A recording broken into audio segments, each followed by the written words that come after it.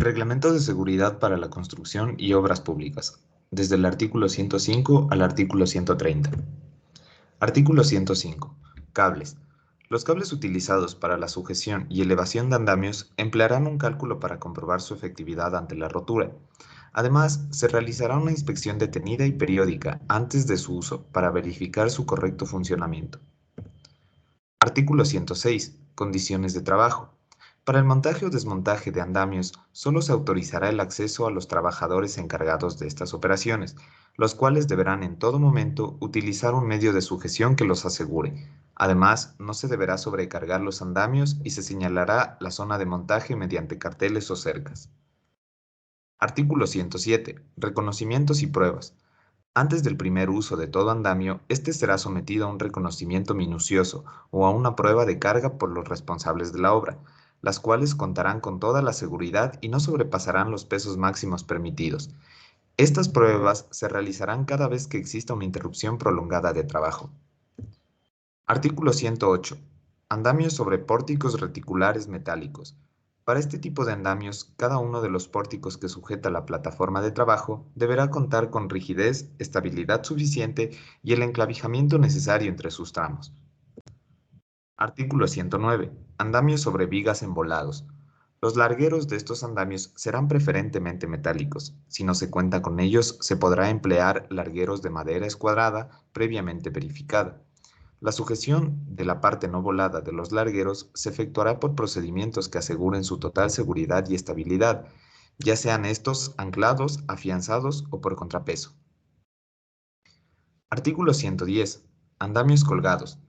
Estos deben cumplir con una altura de barandas interiores de 700 milímetros, distancias a los puntos de cuelgue de 3 metros y una separación de la estructura del andamio de 300 milímetros. Queda totalmente prohibido dejar materiales sobre los andamios, subir más de 2 trabajadores a la vez o utilizar escaleras de mano como andamios. Capítulo 6. Protección colectiva. Artículos 111 y 112. Protección personal. Se utilizará equipos de protección especializados en los trabajos de altura que sean superiores a 1,80 m. Se tomarán todas las medidas necesarias de protección personal adecuadas para este tipo de trabajos.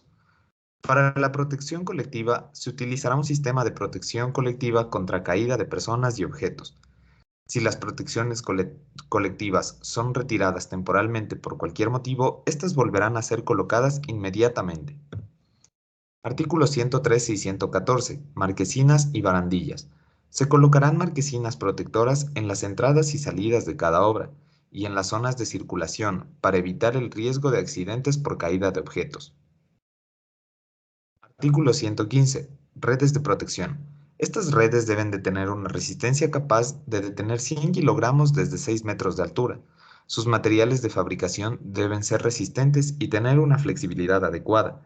También se utilizarán viseras de protección de voladizo, que deben tener una resistencia capaz de detener 100 kilogramos desde 3 metros de altura. Artículo 116. Acceso a los lugares de trabajo. Los accesos deben permitir el paso a los trabajadores de forma segura. Además, deben disponer de señalética adecuada y estar libre de todo obstáculo. Capítulo 7. Protección individual. Artículo 117. Medios de protección individual. Además de los medios de protección colectiva, se debe disponer de los equipos de protección personal, EPIs, los cuales también contarán con una respectiva homologación o certificación INEN. El artículo 118 nos dice que los empleadores tienen la obligación de proveer a los trabajadores de los equipos de protección individual, EPIs, sin ningún costo adicional. Capítulo 8. Señalización de seguridad. Artículo 119. Señalización. Es obligación del constructor colocar señalización preventiva, informativa y de obligación, con el fin de que el riesgo sea identificado por los trabajadores. Artículo 120. Carteles e indicaciones de seguridad. Debe de haber respeto de parte de todo el personal de trabajo, ya sean obreros, arquitectos, ingenieros, entre otros, hacia los carteles e indicaciones de seguridad que se dan en la obra. Artículo 121. Criterios que se debe cumplir en la señalización. Este artículo trata sobre los criterios que debe cumplir la señalización. como una ubicación visible, un buen estado, uso de símbolos en su mayoría, evitando palabras escritas y prevaleciendo los símbolos con formas y colores sujetas a las disposiciones de las normas.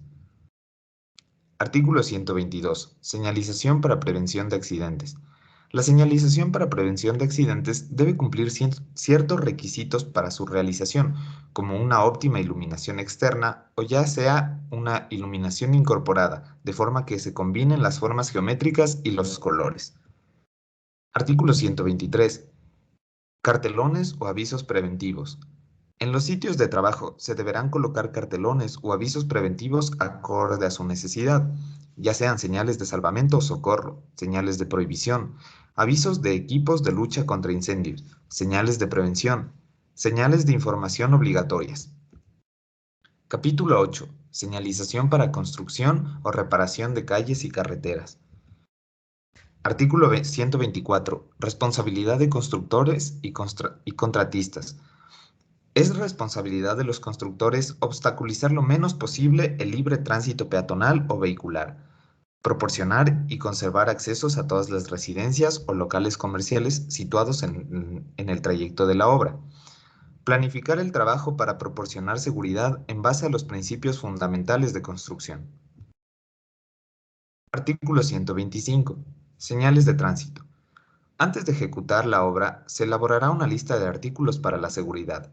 Se proveerá con anticipación las señales y los demás artículos. Se colocarán todas las señales antes de abrir o cerrar el tránsito. Todas estas señaléticas deberán ser retiradas cuando las condiciones o restricciones del camino terminen o hayan dejado de ser necesarias. Artículo 126. Artículos para iluminar y marcar. Se utilizarán lámparas y reflectores instalados sobre vallas de madera o de metal.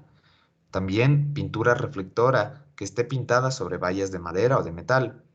Linternas y lámparas con baterías de uso fijo. Luces eléctricas donde exista un flujo eléctrico. 127. Responsabilidad de entidades del sector público. Los contratistas deberán instalar señales y vallas adecuadas en lugares que por efectos de derrumbes, inundaciones o por cualquier otra circunstancia imprevista constituya un peligro grave de accidente. Artículo 128. Prohibición de uso de piedras y palos como avisos de precaución. Ni las autoridades de tránsito, ni las entidades del sector público, los contratistas o los usuarios de carreteras, ya sean conductores o propietarios de terrenos aledaños, utilizarán piedras, palos, troncos o cualquier material inadecuado como aviso de una interrupción de vía, y estos podrán ser denunciados ante las autoridades civiles o penales en caso de daños a las personas o a sus bienes. Artículo 129. Cercados y barreras. Se utilizarán cercados de vallas, caballetes para vallas, cercados para peatones o conos de caucho. Capítulo 9. Transporte de personal. Artículo 130. Señales de tránsito. Todo vehículo empleado para la movilización de los trabajadores cumplirá con los requerimientos específicos para el transporte colectivo y se guiará conforme lo disponga la autoridad competente. Muchísimas gracias.